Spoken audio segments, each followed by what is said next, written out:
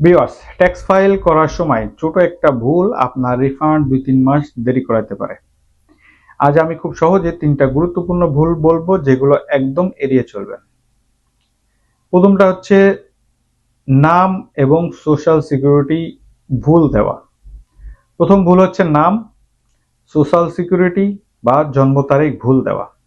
আপনার W2 বা 1099 ফর্মে যেভাবে নাম আছে ঠিক সেইভাবেই নাম দিতে হবে।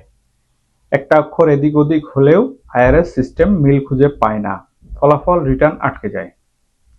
ফাইল করার আগে একবার নয় ২বার চেক করুন। দ্বিতীয় হচ্ছে সব ইনকাম না দেখানো। অনেকেই ভাবেন ছোটখাটো ইনকাম দেখানোর দরকার নেই। ধরেন উবার, লিভ, ডোরড্যাশ, 1099 নেক, ব্যাংকের সুদ যেমন 1098 আর 1099 আইএনটি সব রিপোর্ট করতে হবে। আইআরএস এখন অটোমেটিক ম্যাচ করে, আপনি না দেখালেও তারা জানে। সব ইনকাম যোগ করুন, না হলে পরে লেটার আসবে। ৩, না বুঝে ক্রেডিট ক্লেম করা।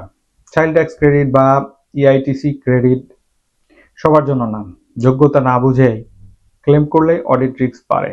বিশেষ করে নতুন যারা আমেরিকায় এসেছেন তাদের রেসিডেন্সি স্ট্যাটাস আগে বুঝতে হবে। শেষ কথা হচ্ছে যে তাড়াহুড়ো করে ফাইল করবেন না, সঠিকভাবে করবেন।